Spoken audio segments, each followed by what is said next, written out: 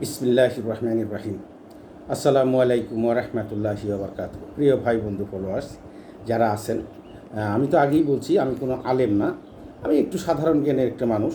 তো আমি যতটুকু জানি এবং শিখি আপনাদের সঙ্গে শেয়ার করি ইসলামিক বিষয়গুলো। তো আজকে যে বিষয়টা নিয়ে আমি আলোচনা করব সেটা হলো জুমার নামাজ, মানে জুমার সালাত। আমরা যে জুমার সালাত করি সেটা সম্পর্কে একটু আলোচনা করব। যারা জানেন না তারা একটু জানলেন, আর যারা বিজ্ঞ আলেম আছেন তাদের ব্যাপারে আমার ভিডিও না। তো আমি এখানে যেটা বলতে চাচ্ছি যে জুমার সালাতের মধ্যে সাপ্তাহিক শুক্রবার জুমার সালাত অত্যন্ত গুরুত্বপূর্ণ। আল্লাহ পবিত্র কোরআনে উল্লেখ করেছেন সূরা জুমা আয়াত নাম্বার হলো 9। সূরা জুমা আয়াত নাম্বার হলো 9। এইখানে আল্লাহ বলছেন যে মুমিনগণ, জুমার দিনে যখন নামাজের আজান দেওয়া হয় তখন তোমরা আল্লাহর স্মরণে তরা করো, অর্থাৎ দৌড়াও, এবং বেচা কিনা বদ্ধ করো। এটা তোমাদের জন্য উত্তম যদি তোমরা বুঝো। সূরা জুমার আয়াত নাম্বার হলো 10। এইখানে আল্লাহ বলছেন যে অতঃপর নামাজ সমাপ্ত হলে তোমরা পৃথিবীতে ছড়িয়ে পড়ো এবং আল্লাহর অনুগ্রহ তালাশ করো, আল্লাহকে অধিক স্মরণ করো যাতে তোমরা সফল কাম হতে পারো। আরেকটা আয়াত আসছে এখানে সূরা তাওবা আয়াত নাম্বার হলো 18। এখানে আল্লাহ বলছেন যে নিঃসন্দেহে তারাই আল্লাহর মসজিদ আবাদ করবে যারা ঈমান এনেছে আল্লাহর প্রতি এবং শেষ দিনের প্রতি, এবং কায়েম করেছে নামাজ ও আদায় করে জাকাত। আল্লাহ ব্যতীত আর কাউকে ভয় করে না। অতএব আশা করা যায় তারা হেদায়েতপ্রাপ্তদের অন্তর্ভুক্ত। এখানে একটা হাদিস আসছে, আমি সেই হাদিস বলি যে জুম্মার সালাত সম্পর্কে, যে সেটা হলো যে এখানে বলা হয়েছে সালাতুল জুমার ফজিলত। তাহলে জুমার ফজিলত কি? এখানে যেটা আসছে, হযরত আবু হুরায়রা রাদিয়াল্লাহু আনহু বর্ণনা করেন যে রাসূল সাল্লাল্লাহু আলাইহি ওয়াসাল্লাম ইরশাদ করেছেন, সূর্য উদিত হয় এমন সকল দিনের মধ্যে শ্রেষ্ঠ দিন হলো জুমার দিন। সূর্য উদিত হয় এমন দিনের মধ্যে সর্বশ্রেষ্ঠ দিন হলো জুমার দিন। এই দিনেই আদম আলাইহিস সালামকে সৃষ্টি করা হয়েছে। এই দিনেই তাকে জান্নাতে প্রবেশ করা হয়। এই দিনেই তাকে তা থেকে বের করা হয়।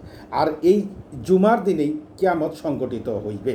হাদিসটি হলো, এটা বুখারী গ্রন্থ থেকে ইসলামিক ফাউন্ডেশন প্রকাশ করছেন। তারপরেও এখানে দেখা দিছে যে অন্যান্য মুসলিম গ্রন্থে আসছে, আবু দাউদ গ্রন্থে আসছে। আবু দাউদ গ্রন্থে হলো 961 নাম্বার, মুসলিম গ্রন্থে আসছে হাদিসটা, অন্যান্য গ্রন্থেও আসছে। তো এইখানে জুমার ওয়াক্ত সম্পর্কে যেটা বলা হয়েছে সেটা হলো যে ইসলামী বুখারী গ্রন্থের, যেটা হলো ইসলামী ফাউন্ডেশনের 503। এইখানে আনাস ইবনে মালিক রাদিয়াল্লাহু আনহু থেকে বর্ণিত আছে যে যখন সূর্য পশ্চিম দিকে হেলে পড়ত তখন রাসূল সাল্লাল্লাহু আলাইহি ওয়াসাল্লাম জুমার সালাত আদায় করতেন। এটা সহিহ বুখারী 995, তিরমিজিতে আছে 503। আচ্ছা, আরেকটা হলো যে জুমার দিন গোসল করা। এইখানে বলা হয়েছে যে হাদিস নাম্বার বুখারী গ্রন্থের, যেটা ইসলামিক ফাউন্ডেশন প্রকাশ করছেন, এটা হলো 492। সালিম রহমতুল্লাহ আলাইহ সূত্র থেকে বর্ণনা করা হয়েছে। এখানে ইবনে ওমর রাদিয়াল্লাহু আনহু বলছেন যে ইবনে ওমর রাদিয়াল্লাহু আনহু থেকে বর্ণনা করেন যে তিনি রাসূল সাল্লাল্লাহু আলাইহি ওয়াসাল্লামকে বলতে শুনেছেন যে ব্যক্তি জুমায় উপস্থিত হবে সে যেন গোসল করে নেয়। যে ব্যক্তি জুমায় উপস্থিত হবে সে যেন গোসল করে নেয়। এটা হলো ইবনে মাজা 1088, তিরমিজি হাদিস নাম্বার হলো 492। আচ্ছা, এইখানে আরেকটা যেটা আসছে যে আবু সাঈদ খুদরি রাদিয়াল্লাহু আনহু থেকে একটা হাদিস বর্ণনা হয়েছে। এটা হলো বুখারী গ্রন্থের, ইসলামিক ফাউন্ডেশনের সংখ্যা হলো আপনার 835। আবু সাঈদ খুদরি থেকে বর্ণিত, রাসূল সাল্লাল্লাহু আলাইহি ওয়াসাল্লাম বলেছেন, জুম্মার দিন প্রত্যেক বালেকের জন্য গোসল করা কর্তব্য। প্রত্যেক বালেকের জন্য গোসল করা কর্তব্য।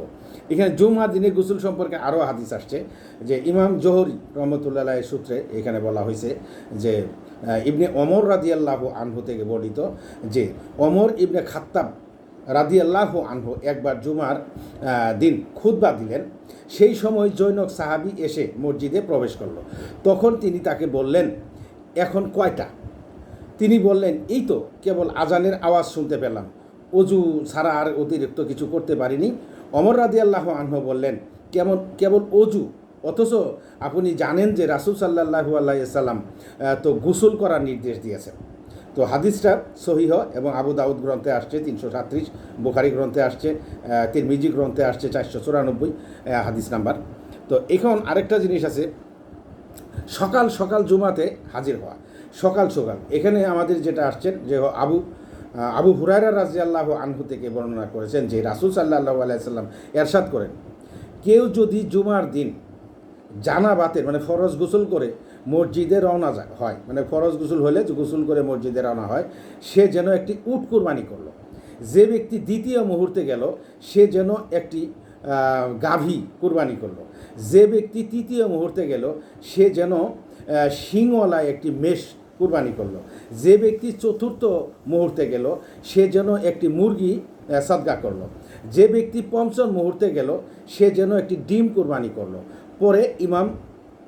পরে ইমাম যখন সালাতে বের হয়ে পড়েন তখন ফেরেশতারা সালাতে উপস্থিত হয়ে খুতবা শুনতে ব্যস্ত হয়ে পড়েন। আর বাকি লোক যারা যায় তারা তো যায়, তাদের সওয়াব পাবে, কিন্তু ওইরকম মর্তবা না। তখন বলা হলো যে 5জন 6জন যারা আগে যায় এই ব্যাপারেই বলা হয়েছে। তো এইখানে জুমার পূর্বের সালাত, আমরা জুমার পূর্বে কি সালাত পড়বো এই ব্যাপারে এখানে একটা হাদিস আসছে।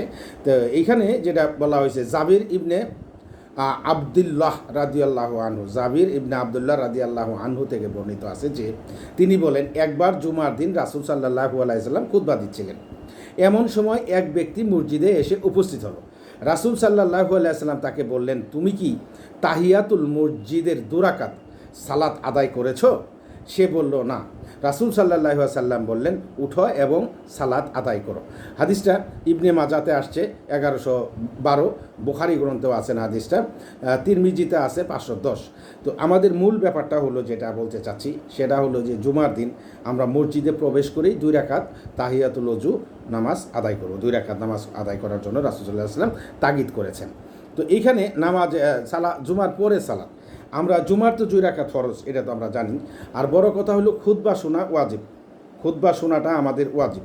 তো এইখানে যেটা বলা হয়েছে জোহরের নামাজ তো আমাদের 4 রাকাত, তো জোহরের নামাজ 4 রাকাতটা কভার করে খুতবার কারণে, আর জুমার যেটা আছে এটা হলো 2 রাকাত জুমা। তো এইখানে জুমার পরে কি হবে? তো এখানে ইবনে ওমর রাদিয়াল্লাহু আনহু থেকে বর্ণিত আছে যে রাসূল সাল্লাল্লাহু আলাইহি ওয়াসাল্লাম জুমার পর 2 রাকাত সুন্নাত সালাত আদায় করতেন। হ্যাঁ, 2 রাকাত, এটা তাও তিনি ঘরে। রাসূল এখানে বলা হয়েছে ওমর থেকে রাদিয়াল্লাহু আনহু বর্ণিত রাসূল সাল্লাল্লাহু আলাইহি ওয়াসাল্লাম জুমার পর 2 রাকাত সুন্নাত সালাত আদায় করতেন। এটা আসছে ইবনে মাজা 1131, বুখারী গ্রন্থে আসছে এবং তিরমিজি গ্রন্থে আসছে 521। তারপরে জুমার পরে যে সালাত আদায় করতেন রাসূল সাল্লাল্লাহু আলাইহি ওয়াসাল্লাম, এখানে যে হাদিসটা আসছে সেটা হলো ইবনে আমর রাদিয়াল্লাহু আনহু থেকে বর্ণিত আছে, তিনি জুমার সালাত আদায় শেষে তার ঘরে ফিরে যেতেন। জুমার সালাত আদায় শেষে তিনি ঘরে ফিরে যেতেন, ঘরে ফিরে আসতেন, 2 রাকাত সালাত আদায় করতেন সুন্নাত। পরে বলেন রাসূল সাল্লাল্লাহু আলাইহি ওয়াসাল্লাম ও তাই করতেন, মানে ইবনে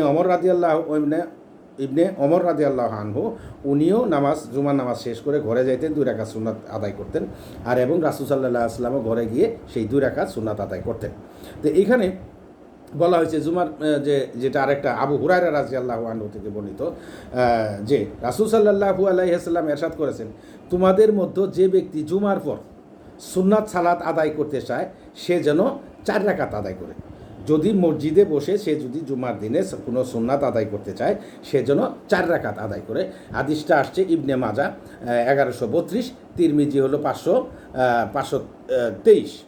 আচ্ছা, এখন আরেকটা ব্যাপার হলো যে আমরা জুমা নামাজ যদি আমরা পরিত্যাগ করি মানে উজর ছাড়া, তাহলে কি? এইখানে বলা হয়েছে যে এখানে যে জিনিসটা আসছে যে রাসূল সাল্লাল্লাহু আলাইহি ওয়াসাল্লাম ইরশাদ করেছেন, যে ব্যক্তি অবহেলা করে 3 জুমা পরিত্যাগ করে আল্লাহ তাআলা তার হৃদয়ে মোহর মেরে দেন। যে ব্যক্তি 3 জুমা অবহেলা করে পরিত্যাগ করেন তার অন্তরে মোহর মেরে দেন।